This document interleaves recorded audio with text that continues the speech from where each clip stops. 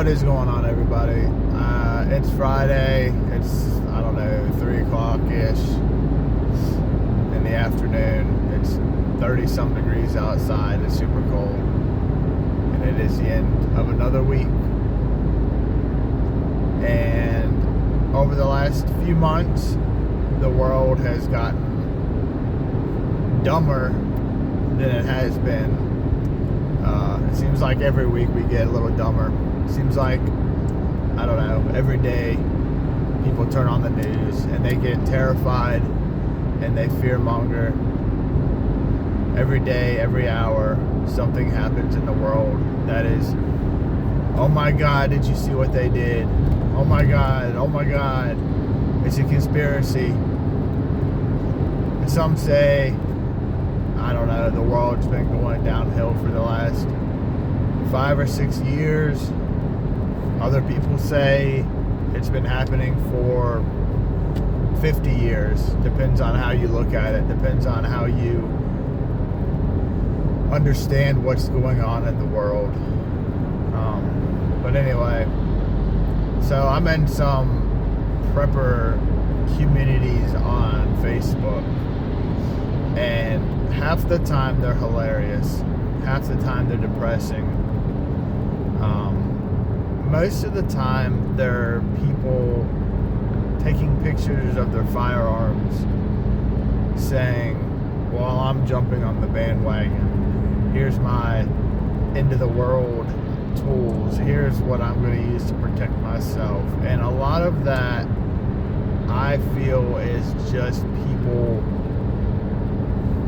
I don't know, boasting about a firearm they have. It's the young child mentality of wanting to fit in. I want to be cool. I want to show off what I have. The same person that buys the real big fancy truck or whatever. I have the biggest. I have the best. Blah blah blah blah blah. And they're laughable because they're trying to flex on people or whatever. It is what it is. You're gonna have that in any aspect of your life. There's always going to be somebody trying to one-up somebody. But one person yesterday posted a comment, or I guess a message rather, and he was asking about what a good bartering item would be.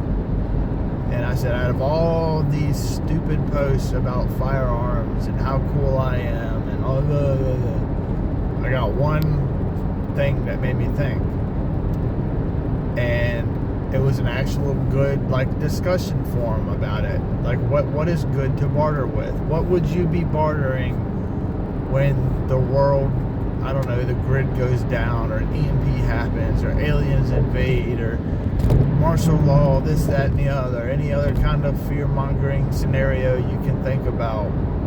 What would you barter? And my thought on it was, well, here's the thing. A lot of people said, I'm not bartering anything because people are going to know what you have. They're going to come and take it. I'm not bartering food because I need it, or I don't need to barter because I have everything. First of all, you're going to be bartering something no matter what, regardless. To the people that say, I'm not bartering anything because I have everything, they're full of shit, because you don't have everything you need or anything you want, everything that you want. That's why we go to work to pay our bills, because we don't have what we need.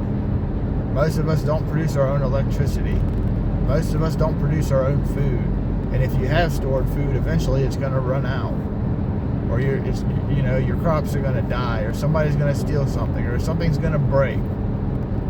You will eventually have to start bartering something. For however long the world goes into chaos, if that's what you think is going to happen. But my thought on it is, the single most important thing that you can have to barter or just survive in general is knowledge, is knowing how to do something. Whether that is a very specific skill that 99% of the other population doesn't know how to do, and they need you to do it. Because here's the thing, if you have food, somebody's going to come and kill you and take it. If you have weapons, somebody's going to come kill you and take it.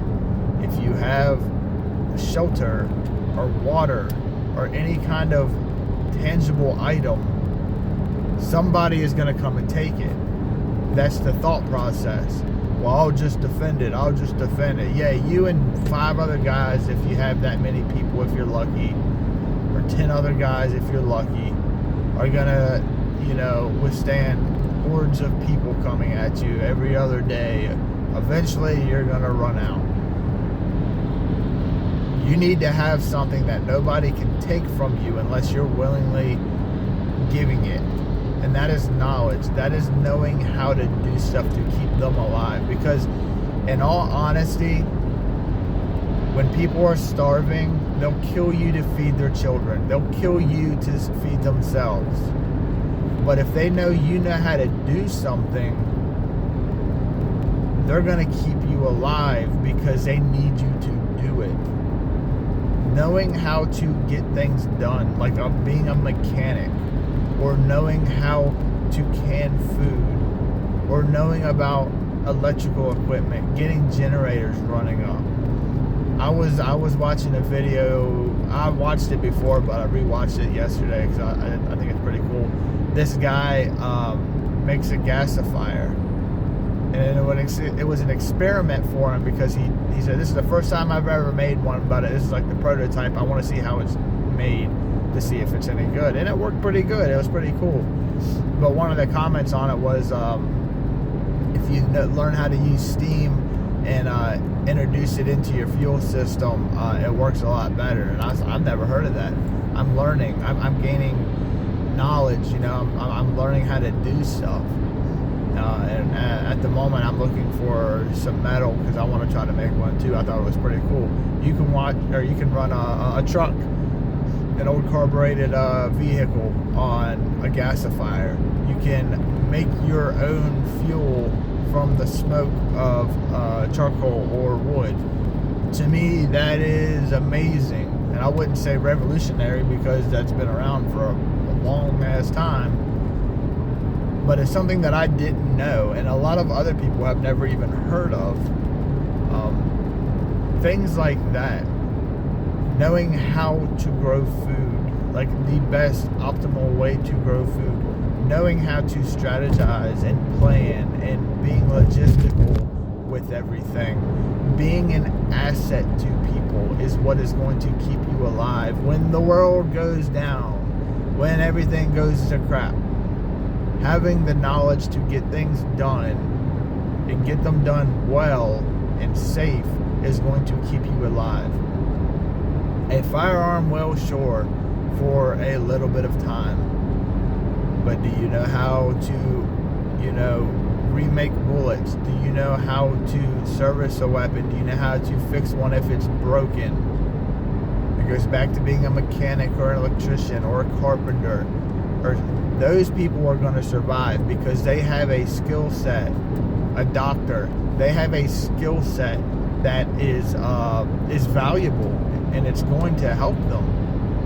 These people running around online are doomsday, and here's why, and they talk about the news 24/7 to get clicks, to sow fear into people. That is for one purpose and one purpose only. It's not to help you. It's very convenient that these people have, after their 10-15 minute story on fear of what's going on in the world, very coincidentally they have affiliate links at the end of their video. Big surprise. Let's talk about how this is going to hurt you, and I can tell you how I can solve the problem. Nobody can think, put 2 and 2 together on that. But that's a whole different issue. That's a whole different, you do whatever you want to do. My advice is to pay attention to the news, understand what is going on. Don't just listen to one person. Pull from a couple different sources And don't read it every day. God, don't read the news every day. It is so bad for you.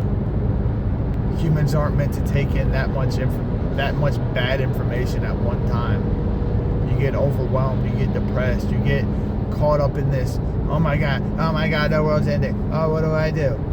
You don't want to be like that. You want to watch videos to teach you how to do stuff, and then apply that stuff that you've learned. Because I can watch a video on how to can food, but if I never do it and I never mess up, I'm never going to learn how to do it.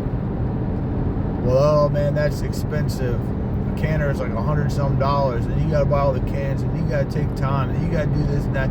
Of course, everything costs money, but it's better to get it wrong now and pay a little bit monetarily while it even has value versus, I don't know, maybe dying of botulism when the world ends because you thought you knew how to do something. Like, I thought I knew how to can tomatoes, but apparently you can't can the little baby tomatoes because they don't have enough acid in them. And if I didn't do that messing up a couple years ago, I wouldn't have ever known that. It's the little things that are going to keep you alive. The little things that the experience that you have in this life are what going to keep you alive when the world goes down, when the grid goes down, when the power goes out, when the EMP happens. Your skill sets are going to be your bartering item. Not your beans and your bullets, not your band-aids, not your whatever you have. Sure, they will for a little bit because people are desperate. People are going to trade alcohol, they're going to trade tobacco, whatever. But then, like I said, you're going to have to worry about somebody coming and taking it. I don't know if you've ever seen an alcohol without their alcohol, or an alcoholic without their alcohol. They tend to become desperate. Somebody that's withdrawing on nicotine tends to become an asshole, and they tend to become desperate. Somebody that's not used to not eating for a long time tends to become extremely desperate, especially when their kids are hungry.